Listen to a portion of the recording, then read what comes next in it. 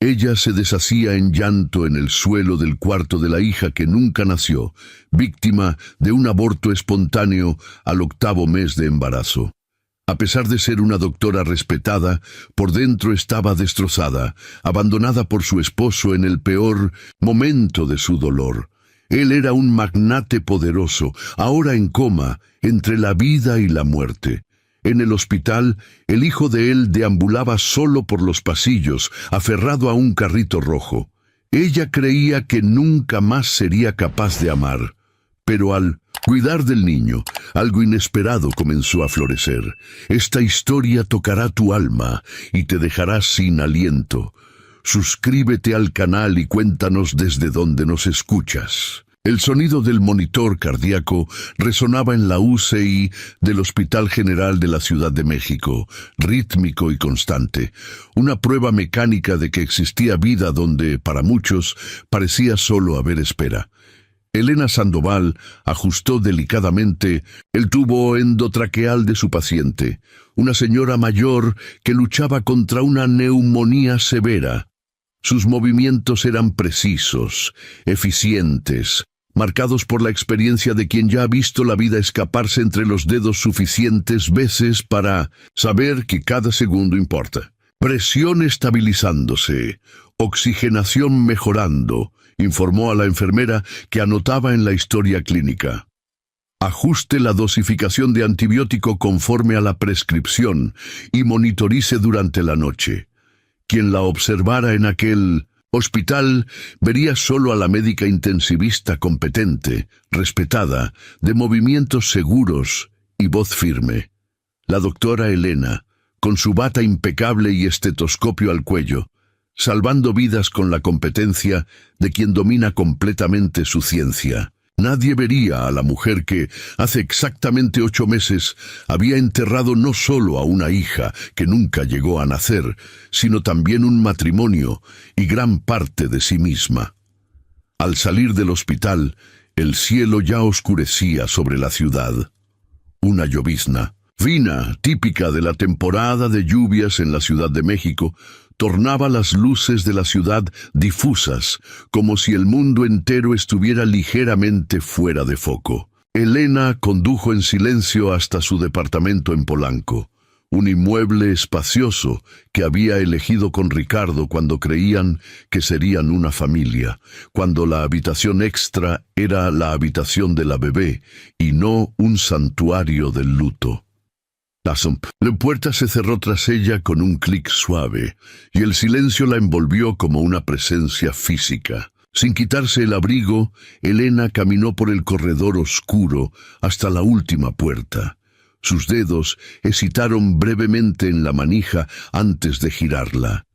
El cuarto estaba exactamente como lo había dejado por la mañana, como lo dejaba todos los días. Hacía 8 meses.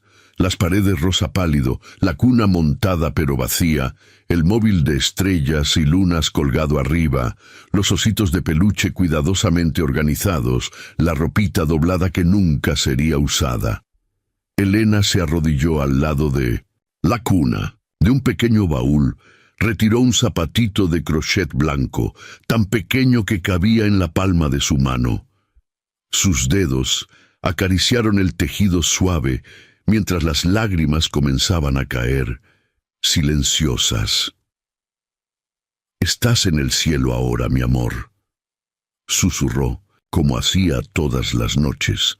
«No sé por qué Dios te quitó de mí, pero Él tiene sus planes». Las palabras sonaban vacías, como siempre. ¿Qué plan podría justificar la pérdida de Aurora en el 8º mes de gestación? ¿Qué propósito divino explicaría el cordón umbilical súbitamente enrollado en su cuello frágil, extinguiendo la vida antes incluso de que pudiera realmente comenzar? ¿Y qué designio superior explicaría que Ricardo la abandonara solo 2 meses después, incapaz de lidiar con el luto compartido, dejándola sola con un departamento demasiado grande y un silencio ensordecedor? El celular vibró en su bolsillo. trayéndola de vuelta a la realidad. Un mensaje de Camila, colega de la UCI. Emergencia, accidente grave en la autopista México-Querétaro. Múltiples víctimas en camino. Te necesitamos. Elena se secó las lágrimas y guardó cuidadosamente el zapatito. Se arregló el cabello, recompuso la expresión profesional. Mientras volvía al coche, una parte de ella, la parte que aún se permitía honestidad, reconocía el alivio por tener una razón para salir de aquel departamento silencioso, por poder sumergirse nuevamente en el trabajo donde, al menos, sabía exactamente quién necesitaba ser. El Hospital General hervía con la emergencia. Camillas atravesaban corredores, equipos médicos gritaban comandos, monitores pitaban en un concierto disonante de urgencia.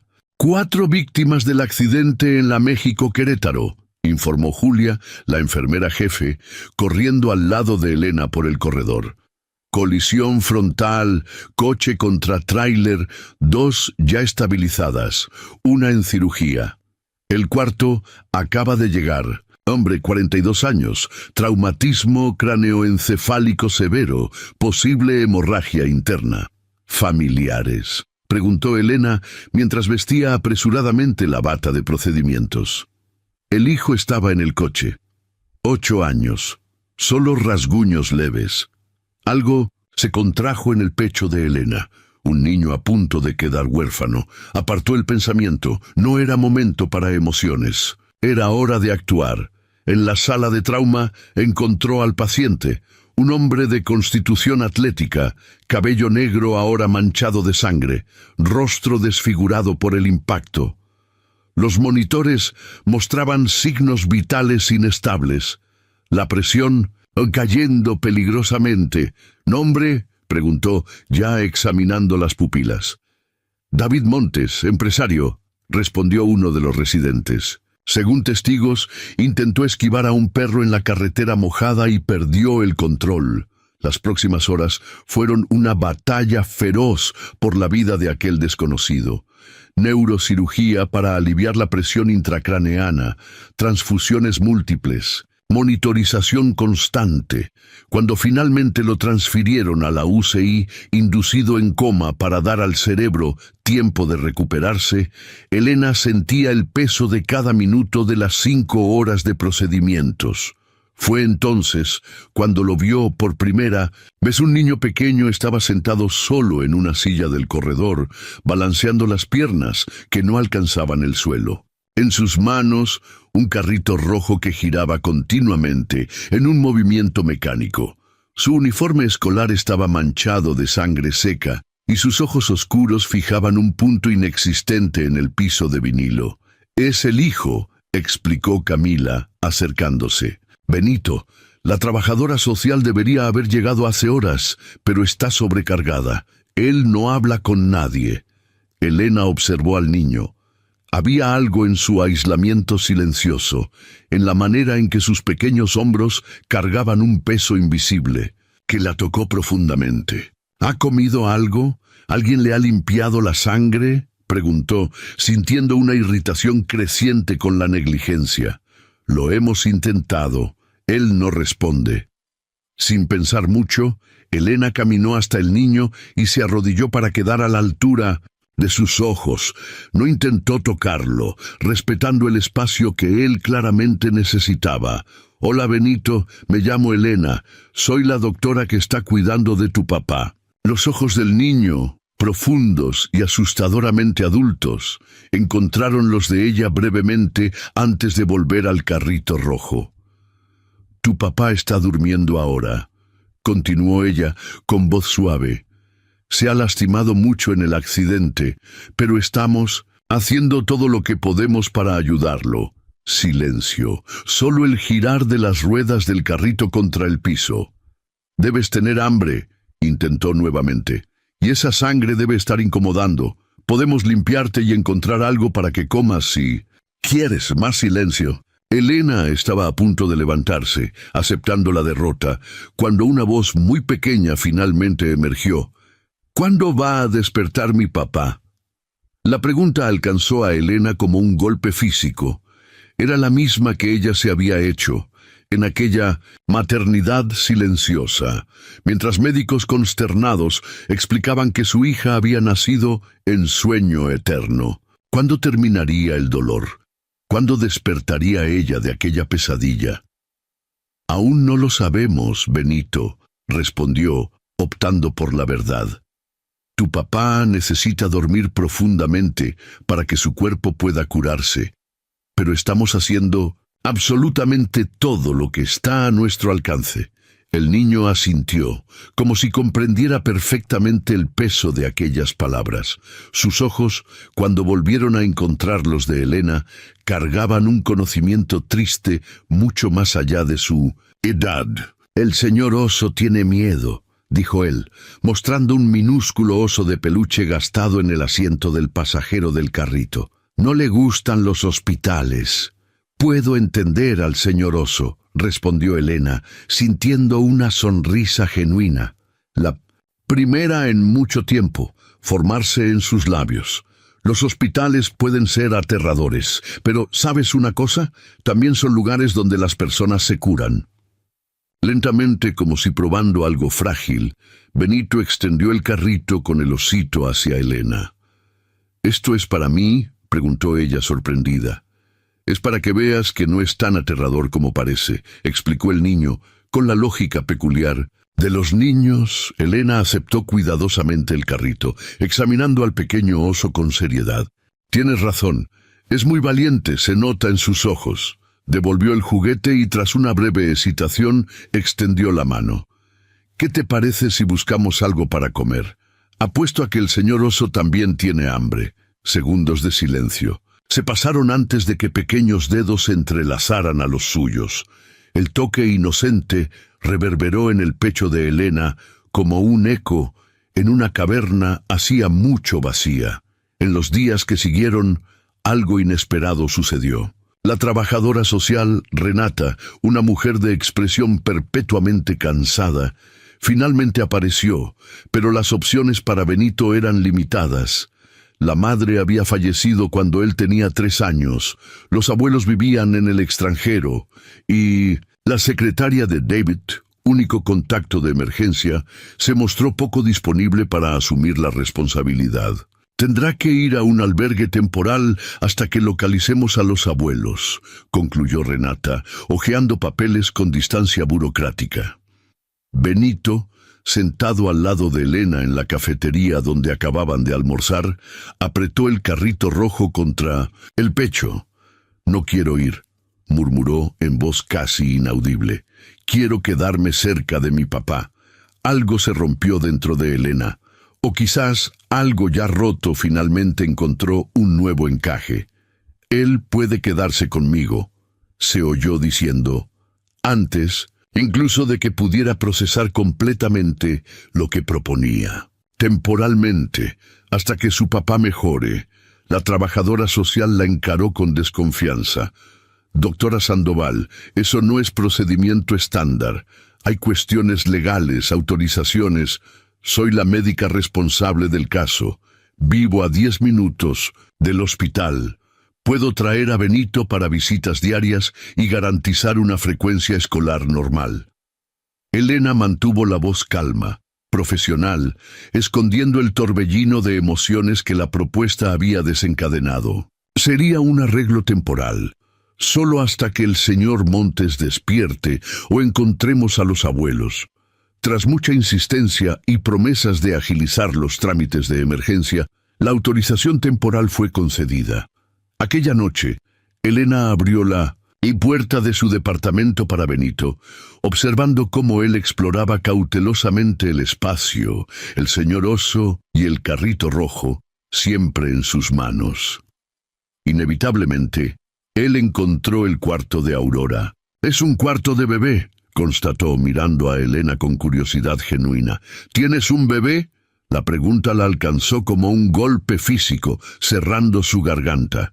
Por un momento consideró cerrar la puerta, cambiar de tema, proteger aquella herida aún abierta, Pero algo en los ojos de Benito, una comprensión más allá de su edad, la detuvo. Yo iba a tener una bebé, respondió finalmente, las palabras saliendo con dificultad. Pero ella nació dormida. Benito procesó la información con seriedad. Entonces, para completa sorpresa de Elena, él simplemente se acercó y tomó su mano. Mi mamá también se fue, dijo con una simplicidad devastadora. Mi papá dice que está en el cielo, pero a veces creo que el cielo está muy lejos. Elena sintió lágrimas quemando sus ojos, lágrimas que había contenido por tanto tiempo, en tantos momentos, porque llorar no cambiaría nada. Llorar no traería a Aurora de vuelta. Llorar no reconstruiría su vida destrozada. Está muy lejos, sí, concordó, con voz embargada. Aquella noche estableció un patrón para las semanas siguientes. Elena llevaba a Benito a la escuela por la mañana, trabajaba durante el día, y por la tarde lo llevaba a visitar a su papá en la UCI. Juntos observaban los monitores, contaban historias a David inconsciente, o simplemente tomaban su mano en silencio. Por la noche en casa se descubrió reaprendiendo a cocinar comidas completas, a mantener la despensa abastecida, a pensar en refrigerios que agradarían a un niño de 8 años. Se descubrió también sonriendo más, aunque brevemente, con las preguntas curiosas de Benito, su manera directa de ver el mundo. Una noche tras la cena, él la sorprendió con una pregunta. ¿Por qué elegiste ser doctora? La pregunta la tomó desprevenida. Hacía tanto tiempo que alguien demostraba interés genuino por su historia que Elena casi había olvidado cómo era compartir partes de sí misma. Mi papá era pescador, respondió tras un momento. Cuando yo tenía más o menos tu edad, él sufrió un accidente en el mar. Los médicos lo salvaron, pero perdió una pierna. Quedé impresionada con la forma en que trabajaban, como si tuvieran superpoderes. Benito la observaba con ojos atentos, absorbiendo cada palabra. ¿Y tú tienes superpoderes? Elena rió suavemente. No exactamente, pero tengo conocimiento y habilidad para ayudar a las personas cuando están muy enfermas o heridas, como mi papá. Sí, como tu papá, concordó ella, una sombra pasando por su rostro. Pero a veces no funciona, ¿verdad? La pregunta vino cargada de una sabiduría más allá de sus años. A veces los superpoderes no son suficientes. ¿Cómo explicar a un niño los límites de la medicina, la fragilidad de la vida, las batallas, que se pierden incluso con todo el conocimiento del mundo? A veces no, admitió Elena. Nuestros cuerpos son complicados y hay cosas que no podemos controlar por más que intentemos. ¿Como con tu bebé?, preguntó Benito, levantando los ojos hacia ella. Sí, respondió, la voz casi un susurro. Como con Aurora. A veces hacemos todo bien y aún así perdemos.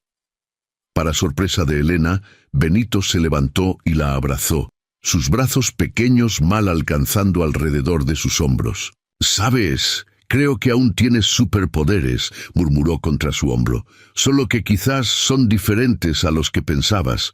En el 23º día de coma, la llamada llegó a las 4:17 de la mañana. Doctora Sandoval, informó Julia, la enfermera. Jefe, su voz tensa de urgencia. El señor Montes está presentando alteraciones en los patrones cerebrales. Creo que deberíamos reducir la sedación. El corazón de Elena se aceleró. Cualquier cambio podría significar mejoría o complicación. Se vistió rápidamente y dejó una nota para Benito, explicando que había tenido que ir al hospital, pero que volvería para llevarlo a la escuela. En la UCI, los monitores mostraban actividad cerebral aumentada, con signos vitales más estables que en cualquier momento desde el accidente. Vamos a reducir la sedación gradualmente, instruyó tras analizar los datos. Quiero estar preparada para cualquier reacción. Las horas siguientes fueron de monitorización intensa. Alrededor de las 11 de la mañana, los dedos de David Montes se movieron, un temblor casi imperceptible, pero Elena, observando atentamente, no perdió el movimiento. «Señor Montes», llamó acercándose. «Señor Montes, si puede oírme, intente mover los dedos nuevamente». Para su sorpresa y alivio, los dedos se contrajeron levemente. Un movimiento consciente, una respuesta. A las 14:32, mientras revisaba a otros pacientes, un sonido la llamó de vuelta a la cama 8. David Montes tosió levemente, su cuerpo reaccionando. Contra el tubo endotraqueal, sus ojos, aunque aún cerrados, se movían bajo los párpados. «Señor Montes», llamó Elena tomando su mano. «Está en el hospital. Todo está bien. Intente mantenerse tranquilo». Lentamente, los párpados de David se abrieron. Sus ojos, de un castaño intenso, vagaron desorientados por el techo antes de fijarse en Elena, como atraídos por un imán. Tras la remoción del tubo respiratorio y evaluaciones neurológicas básicas, vino la pregunta inevitable. «Benito», murmuró David con voz ronca y alarmada. «Mi hijo, él estaba en el coche conmigo». «Su hijo está bien, señor Montes», tranquilizó Elena, tocando gentilmente su hombro. «Solo tuvo rasguños leves. Está sano y seguro». El alivio en el rostro de David fue visceral. Pero luego la pregunta siguiente surgió, igualmente previsible. «¿Dónde está? ¿Quién lo está cuidando?»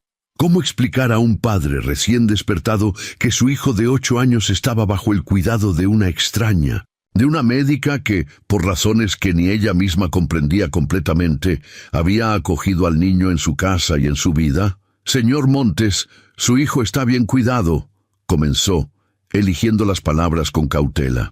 «Como no había parientes cercanos disponibles, yo asumí temporalmente la responsabilidad por Benito». David la encaró con desconfianza creciente. «¿Usted? Pero, ¿quién es usted? ¿Con qué autoridad?» «Doctora Elena Sandoval, médica responsable de su caso. La trabajadora social autorizó el arreglo temporal». Elena mantuvo la voz calma, comprendiendo la reacción defensiva. Su hijo necesitaba estabilidad.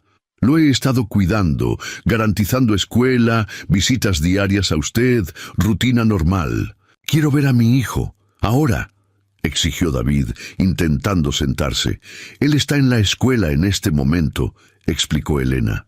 «Vendrá directamente para acá después, como hace todos los días». Algo en la sinceridad de su voz pareció alcanzarlo. David se recostó, exhausto por el esfuerzo de mantenerse alerta. «¿Cómo está realmente?», preguntó tras un momento, su voz ahora solo preocupada. Elena se permitió una pequeña sonrisa. «Él es extraordinario, señor Montes. Valiente, resiliente, inteligente. Afronta esta situación con una fuerza sorprendente. Habla de usted constantemente. Trae dibujos todos los días. Le cuenta al señor Oso que usted va a despertar pronto. Señor Oso», repitió David, una sonrisa débil tocando sus labios. «El oso de peluche que era de su madre. Sí, no se separa de él». Otro silencio, más cómodo que el anterior. David la observaba con intensidad desconcertante. «¿Por qué?», preguntó finalmente. «¿Cómo? ¿Por qué hizo esto? Cuidar del hijo de un extraño, llevarlo a su casa. ¿No es protocolo médico estándar?» La pregunta alcanzó a Elena con fuerza inesperada. «¿Por qué, de hecho?» «Benito necesitaba a alguien», respondió honestamente. «Y quizás yo también lo necesitaba». Antes de que David pudiera cuestionar más, la puerta de la UCI se abrió. Benito irrumpió en la habitación cargando su mochila colorida y el inseparable carrito rojo. «¡Elena!». Teresa me trajo directo de la escuela. Las palabras cesaron abruptamente cuando sus ojos se posaron sobre el padre despierto. Por un instante, el tiempo se congeló. Entonces, con un grito de pura alegría, el niño corrió hacia la cama. «¡Papá! ¡Despertaste! ¡Despertaste de verdad!». Padre e hijo se abrazaron como si temieran que el otro pudiera desaparecer. Lágrimas corrían libremente por el rostro de ambos, y Elena retrocedió discretamente hacia la puerta, sintiéndose súbitamente una intrusa. «¡Elena, mira!», llamó Benito entre sollozos. «Te dije que los superpoderes iban a funcionar». Ella se giró, encontrando no solo la mirada exultante del niño, sino también la mirada evaluadora de David Montes. Una mirada que contenía preguntas, desconfianza, pero también una chispa innegable de gratitud. Los días siguientes fueron un torbellino de evaluaciones médicas y ajustes a una nueva realidad. La recuperación de David progresó a un ritmo sorprendente, superando todas las expectativas de pronóstico. Para Elena, sin embargo, cada mejoría traía un sentimiento contradictorio. Se alegraba genuinamente por el progreso de David y por la felicidad evidente de Benito, pero no podía negar el vacío creciente en su pecho, la conciencia aguda de que su papel en la vida de ellos pronto se tornaría innecesario. Benito aún dormía en su departamento, pero ahora pasaba las tardes enteras con su padre en el hospital, volviendo solo para cenar y dormir. Era una transición natural y necesaria, pero cada pequeño alejamiento parecía arrancar un pedazo de Elena que ella no sabía que aún poseía para perder. En una tarde particularmente ajetreada, Elena entró en la habitación de David para verificar sus signos vitales. Benito había ido a la cafetería con Teresa, la vecina que se había convertido en una ayudante constante. «¿Cómo se siente hoy?», preguntó profesionalmente, anotando valores en la historia clínica. «Mejor cada día», respondió David, observándola con aquella mirada penetrante que parecía ver más allá de su fachada profesional. «Los médicos están hablando de traslado a una habitación normal en 2 o 3 días.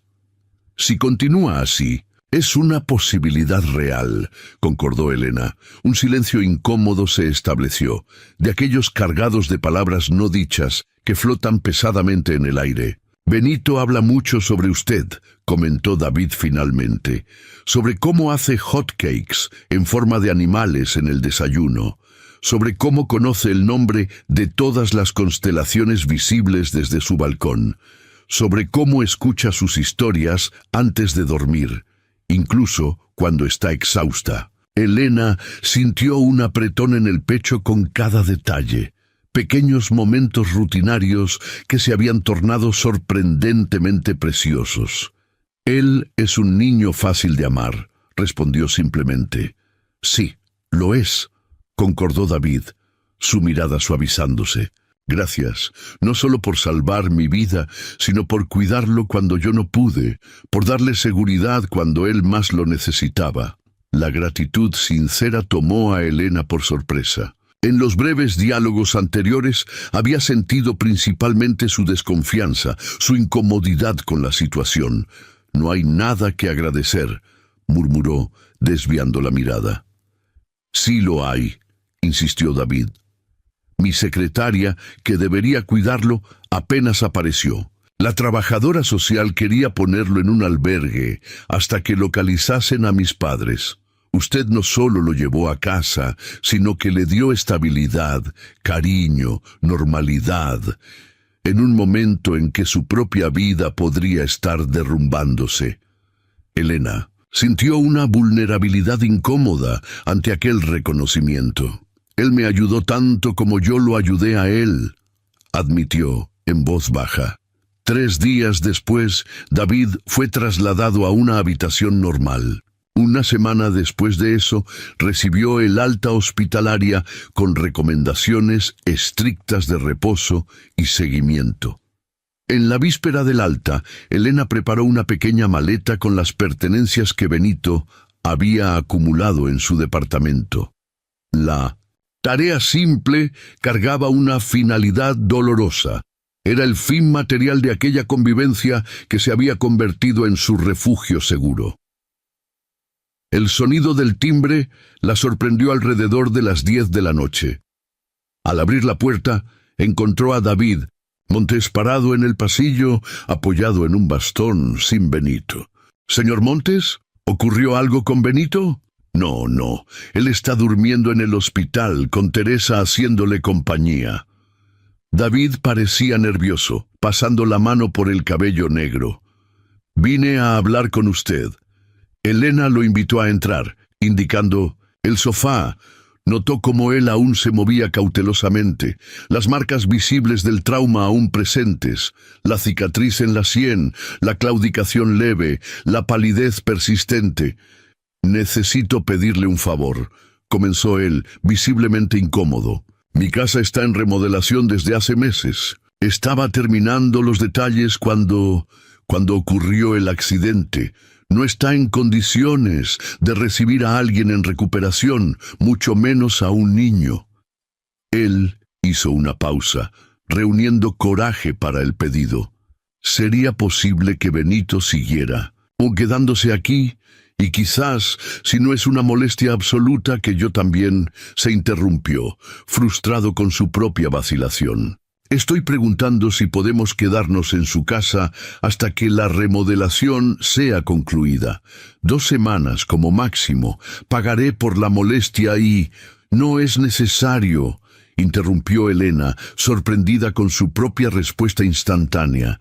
«Quiero decir, pueden quedarse, pero no acepto pago». David la estudió con aquella mirada que parecía atravesar capas de protección. «¿Por qué?» La misma pregunta que había hecho en el hospital. ¿Por qué ayudar a extraños así?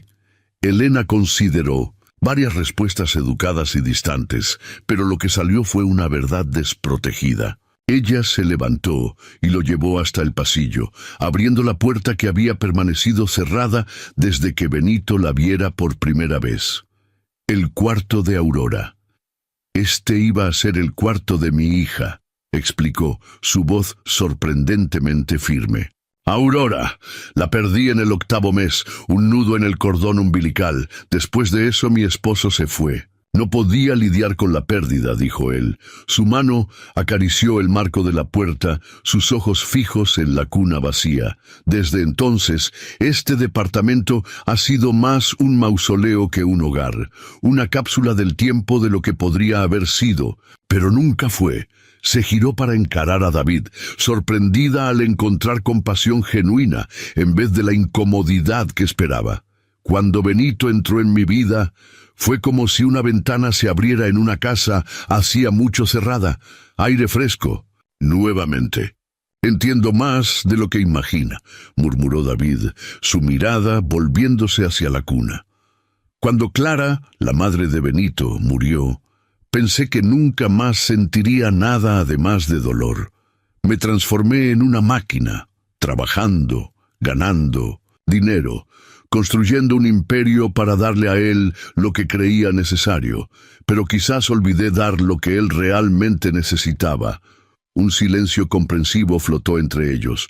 2 personas que conocían el sabor amargo de la pérdida, que habían construido fortalezas alrededor del corazón. «Entonces», dijo David finalmente, «¿podemos quedarnos?» «Pueden», confirmó Elena con una pequeña sonrisa, «y la única condición es que deje de intentar pagarme. No soy su casera, David». «¿Qué es usted entonces?» La pregunta salió suave, cargando un significado que ninguno de los dos estaba preparado para explorar completamente. Elena respiró hondo, cerrando gentilmente la puerta del cuarto de Aurora. ¿Una amiga quizás? Una amiga que entiende lo que es perder y lo que es intentar reencontrar un camino de vuelta hacia la vida. La cohabitación se estableció con sorprendente naturalidad. Elena cedió su habitación para David, optando por el sofá-cama de la sala. Benito mantuvo la habitación de huéspedes, ahora transformada en su propio espacio, con dibujos decorando nuevamente las paredes. Las rutinas se desarrollaron casi orgánicamente. Desayunos compartidos, Benito yendo a la escuela, Elena al hospital, David gradualmente retomando el trabajo remotamente. Las noches traían cenas con conversaciones que se extendían, juegos de mesa, historias antes de dormir. frecuentemente con los tres reunidos en la habitación de Benito, el niño entre los adultos, absorbiendo cada palabra con ojos somnolientos. Cierta noche, tras acostar a Benito, Elena y David permanecieron en el balcón del departamento, observando las luces de la Ciudad de México reflejadas en la ciudad. Un vino tinto compartido creó un ambiente de confidencia. «Él está diferente», comentó David, mirando hacia la puerta cerrada de la habitación del hijo. «Más ligero, más niño». «Los niños son sorprendentemente resilientes», respondió Elena. «Guardan cicatrices, pero también saben encontrar alegría en lugares improbables. Como usted», observó David, su mirada tornándose más intensa. Elena sintió el calor subir por el cuello hasta las mejillas. «No sé de qué está hablando». «Estoy hablando de la mujer que transformó una habitación cerrada y un luto paralizante en capacidad de amar nuevamente, que incluso herida abrió espacio para personas que ni siquiera conocía». David giró la copa entre los dedos. «Benito no es el único que está más ligero desde que comenzamos a convivir. Usted también lo está». La observación alcanzó a Elena con precisión desconcertante. Era verdad. Algo había cambiado en ella. Las visitas nocturnas a la habitación de Aurora habían disminuido gradualmente.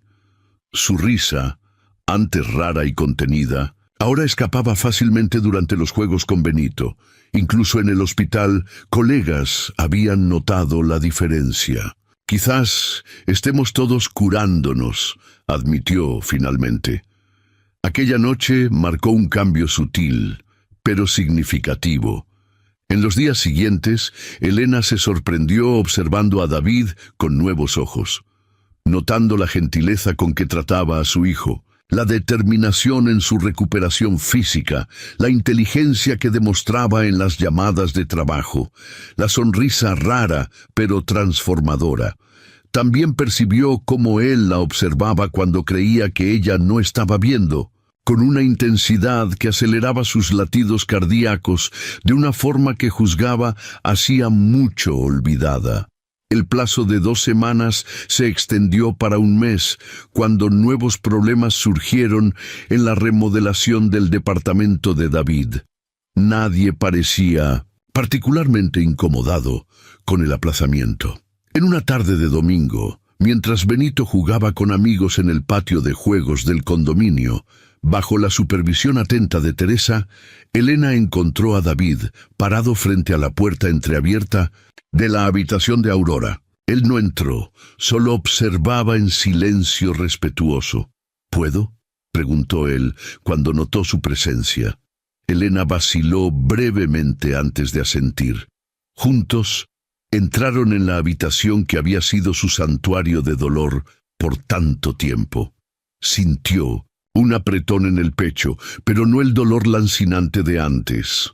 «Aurora habría cumplido 1 año la próxima semana», comentó, sorprendiéndose con su propia capacidad de decir eso en voz alta sin derrumbarse.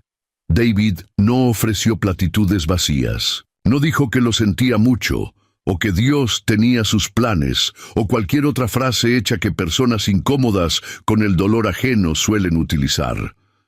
Solo tomó su mano en silencio solidario.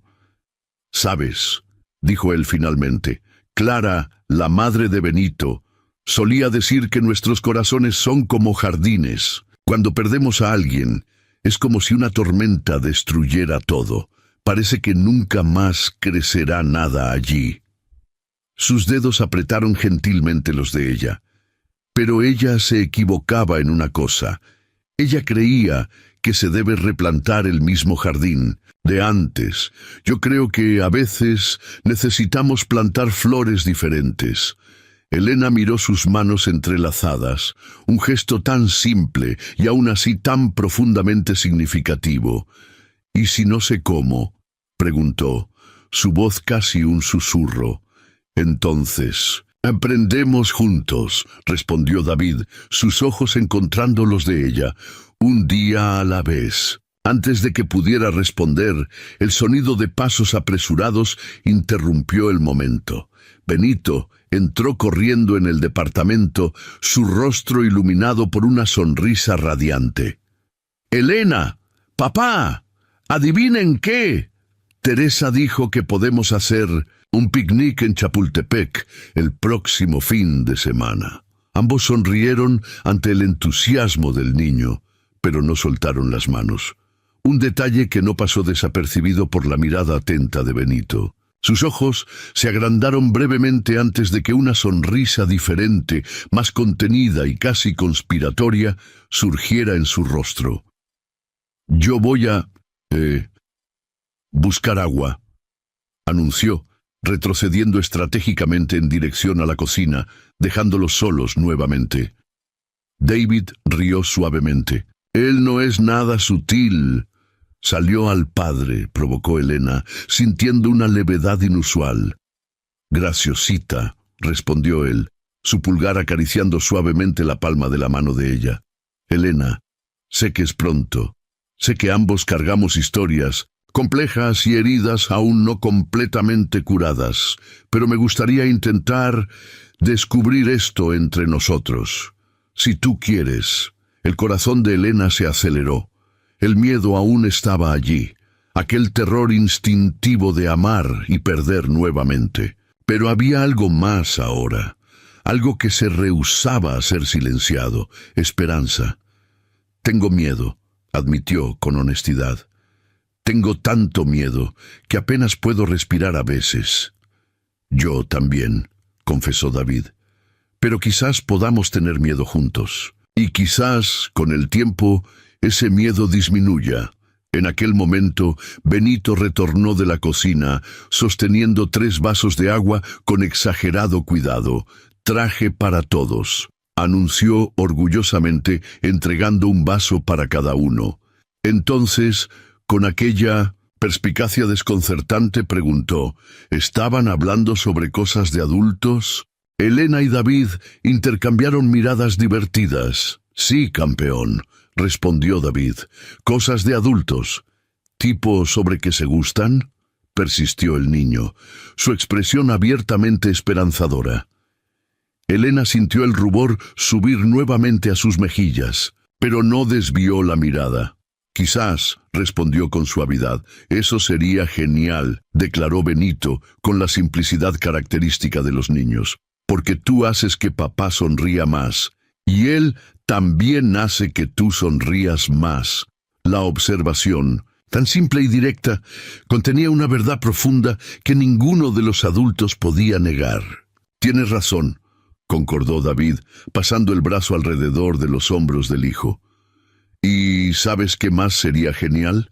Si lleváramos a Elena a aquel restaurante italiano que te gusta como una cita».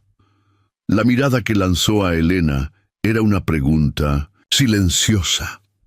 «Me encantaría», respondió ella, sintiendo el corazón más ligero que en mucho tiempo. Los meses siguientes fueron de ajustes, descubrimientos y pequeños pasos. La relación entre Elena y David se desarrolló gradualmente, con la cautela de 2 personas que conocían el precio de la pérdida y el valor de segundas oportunidades. David y Benito eventualmente volvieron a su departamento remodelado, pero la separación fue menos dolorosa de lo que Elena inicialmente temiera. Proximidad geográfica, cenas frecuentes, fines de semana compartidos. La vida encontró nuevos ritmos que acomodaban a los 3 como una unidad, incluso en espacios separados. En el aniversario de 1 año de la muerte de Aurora, Elena visitó el cementerio sola por la mañana, pero por la tarde, para su sorpresa, David y Benito aparecieron en su departamento con un pequeño pastel y una única vela. «No queríamos que estuvieras sola hoy», explicó David simplemente. Benito sostenía un dibujo, su especialidad, mostrando 4 figuras tomadas de las manos bajo un cielo estrellado. «Somos nosotros», explicó él, apuntando. «Tú, yo, papá», y Aurora mirando desde arriba. Lágrimas vinieron a los ojos de Elena, pero eran diferentes de las lágrimas que había derramado por tantos meses. Había dolor en ellas, siempre habría, pero también había algo nuevo: aceptación, gratitud, incluso alegría por poder compartir la memoria de Aurora con personas que la comprendían. «Es perfecto», susurró, abrazándolo. Aquella noche, tras que Benito se durmiera, Elena y David se sentaron en el balcón, bajo las mismas estrellas que habían sido testigos de tantas conversaciones importantes entre ellos. «Gracias por hoy», dijo ella, su cabeza reposando en el hombro de él. «Por entender». «Siempre», respondió él simplemente, besando sus cabellos. Un confortable silencio se estableció, llenado solo por el sonido distante de la Ciudad de México. «¿Sabes?», comenzó David hesitantemente, «he pensado mucho últimamente sobre nosotros, sobre el futuro». Elena alzó el rostro para mirarlo, notando la seriedad en su expresión. «¿Y me pregunto si considerarías que lo hagamos oficial? No solo novios, sino una familia». Su voz cargaba una vulnerabilidad rara. «Benito te adora, y yo, bueno, creo que eso es bastante obvio a estas alturas». El corazón de Elena se aceleró. No era exactamente una petición de matrimonio, pero era algo igualmente significativo, un compromiso, una promesa de continuidad. «¿Me estás pidiendo que vivamos juntos?», preguntó, para asegurarse de que comprendía. «Te estoy pidiéndolo que estés lista para dar», respondió él. «Vivir juntos sería un comienzo maravilloso, pero principalmente te estoy pidiendo que construyamos algo permanente, sea cual sea la forma que eso tome». Elena cerró los ojos por un momento, dejando que las emociones fluyeran a través de ella sin resistencia. El miedo aún existía, por supuesto. Quizás siempre existiría, pero ya no dominaba sus decisiones como antes. «Sí», respondió finalmente, abriendo los ojos para encontrarlos de él. «Quiero construir algo permanente con ustedes». La sonrisa de David iluminó su rostro antes de que la besara, un beso que sellaba promesas y posibilidades. 6 meses después, en una mañana soleada de primavera, Elena despertó sintiéndose extrañamente nauseabunda. Inicialmente atribuyó al estrés de los preparativos para la mudanza. Habían decidido vender ambos departamentos y comprar una casa más grande, con patio para Benito y una oficina para que David trabajara remotamente. Pero cuando los síntomas persistieron por semanas, acompañados de otros signos inconfundibles, la verdad se tornó imposible de ignorar. Un test de farmacia confirmó sus sospechas. Estaba embarazada. El pánico vino primero, inmediato, avasallador, paralizante. Las memorias de Aurora, del parto silencioso, de la cuna vacía, inundaron su mente como un tsunami emocional. Durante horas, encerrada en el baño del hospital donde trabajaba, Elena revivió cada momento de aquella pérdida, cada segundo de dolor, cada fragmento de desesperación. Pero entonces, lentamente, algo diferente emergió a través del miedo. Una voz calma que sonaba extrañamente como la de Benito. «Todavía tienes superpoderes, solo que quizás son diferentes a los que pensabas». Cuando finalmente llegó a casa aquella noche, David inmediatamente percibió que algo había cambiado. Benito ya estaba durmiendo, dándoles privacidad para la conversación que necesitaban tener. «¿Qué ocurrió?», preguntó él, preocupación evidente en su rostro, mientras la guiaba hacia el sofá. Elena respiró hondo, reuniendo coraje. «Estoy embarazada». Por un instante, David pareció congelado en el lugar, procesando la información. Entonces, gradualmente, sus ojos se iluminaron con una alegría cautelosa. Eso es increíble», dijo él hesitante. «Pero también entiendo que para ti debe ser Aterrador, completó Elena, lágrimas formándose en sus ojos. Estoy absolutamente aterrada. David, ¿y si ocurre nuevamente? ¿Y si pierdo este bebé también? No sé si sobreviviría a esto una segunda vez. David tomó sus manos, su mirada encontrando la de ella con intensidad. No puedo prometer que nada saldrá mal, dijo él honestamente. Nadie puede, pero puedo prometer que no importa lo que ocurra, no estarás sola esta vez. Estaré a tu lado en cada paso, en cada consulta, en cada momento de duda o miedo. Las palabras trajeron algún confort, pero el pánico aún permanecía. En los días que siguieron, Elena osciló entre momentos de esperanza cautelosa y episodios avasalladores de ansiedad. Noches enteras fueron pasadas en el balcón, contemplando las estrellas, buscando respuestas para preguntas imposibles. Fue Benito quien, sin saberlo, ofreció la perspectiva que ella necesitaba. En una mañana de domingo, mientras hacían hot cakes, juntos, el niño preguntó inocentemente por qué ella parecía tan triste últimamente. A veces los adultos se preocupan por cosas que pueden ocurrir en el futuro, respondió Elena vagamente. Benito consideró la respuesta con seriedad mientras dibujaba un rostro sonriente con miel de maple en su hot cake. Papá siempre dice que no podemos controlar lo que va a ocurrir, solo cómo reaccionamos, comentó él, con la sabiduría simple de la infancia. Como cuando mamá murió. Fue muy triste, pero si él se hubiera quedado solo triste para siempre, nunca te habría conocido. La simplicidad de la observación alcanzó a Elena profundamente. No podía controlar lo que ocurriría con este embarazo. No podía garantizar que todo saldría bien. Pero podía elegir no permitir que el miedo la impidiera vivir plenamente el presente, sea cual fuera el resultado final. En aquella tarde, ella se permitió algo que había evitado conscientemente.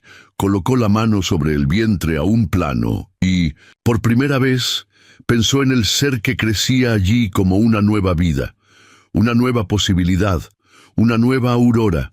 No una sustitución para la hija que perdiera, sino un nuevo capítulo en su historia. A medida que los meses pasaron y la barriga creció, el miedo nunca desapareció completamente, pero retrocedió lo suficiente para permitir momentos de genuina alegría. Cada ultrasonido exitoso, cada latido cardíaco fuerte y regular, cada movimiento sentido era una pequeña victoria sobre el trauma pasado. Cuando descubrieron que esperaban gemelas, la noticia vino como una sorpresa que inicialmente reencendió el pánico de Elena. 2 bebés significaban 2 veces más posibilidades de algo dar errado. Pero el apoyo constante de David y el entusiasmo contagiante de Benito, que declaró solemnemente que sería el mejor hermano mayor del mundo, ayudaron a transformar el miedo en expectativa. En una tarde particularmente significativa, Elena finalmente hizo algo que venía aplazando hacía meses. Junto con David y Benito, comenzó a transformar el cuarto de Aurora. No para apagar su existencia o sus memorias, sino para crear espacio para las nuevas vidas que llegaban. Las paredes fueron repintadas en un tono más suave de amarillo, la cuna original restaurada y una segunda adquirida para combinar. Un rincón especial fue mantenido con el zapatito de crochet de Aurora y su ultrasonido, ahora enmarcado al lado de una estrella decorativa. Ella será la estrella que cuida de las hermanas, explicó Benito, ayudando a posicionar el cuadro. 8 meses después de descubrir el embarazo, en una mañana soleada de verano, Elena dio a luz a 2 niñas saludables, Elena y Sofía. Diferente del silencio devastador que acompañara el nacimiento de Aurora, la sala de parto se llenó con el llanto vigoroso de las recién nacidas, sonidos que alcanzaron a Elena como música tras un largo silencio. David estaba a su lado, tomando su mano, lágrimas corriendo libremente por su rostro. Benito, aguardando ansiosamente del lado de afuera con Teresa, fue el primer visitante, su rostro iluminándose con admiración al ver a las hermanas pequeñas en los brazos de Elena. «Ellas son tan pequeñas», susurró él, maravillado. En la cuna al lado había una plaquita con los nombres de las bebés y discretamente un collarcito con el nombre de Aurora. Elena acarició el collar y murmuró palabras que hacía mucho guardaba en el corazón. «Tú me enseñaste a amar, mi angelito. Hoy tengo 2 razones más para continuar. Nunca te olvidaré. Tú eres mi raíz, y ellas son mis flores». 3 meses después, en una tarde dorada de otoño, la nueva familia se reunió a la orilla del mar en la Ciudad de México. Benito corría adelante con una cometa colorida. David sostenía a Elena en los brazos, mientras Elena cargaba a Sofía. El cielo se teñía con los tonos anaranjados y rosados del atardecer, reflejándose en las aguas calmas. «¿Feliz?», preguntó David, su hombro tocando el de ella mientras observaban a Benito saltar por la arena. Elena consideró la pregunta. El dolor de perder a Aurora nunca desaparecería completamente. Era parte de ella ahora, una cicatriz en su corazón. Pero a su alrededor estaban pruebas vivas de que la vida continúa, de que es posible amar nuevamente, de que el corazón humano tiene una capacidad infinita de reconstruirse, incluso tras las más devastadoras tormentas. «Sí», respondió simplemente con una sonrisa que alcanzaba sus ojos, profundamente feliz. El sol continuó su inmersión en el horizonte, prometiendo renacer en la mañana siguiente, como siempre hacía, como la vida siempre hace.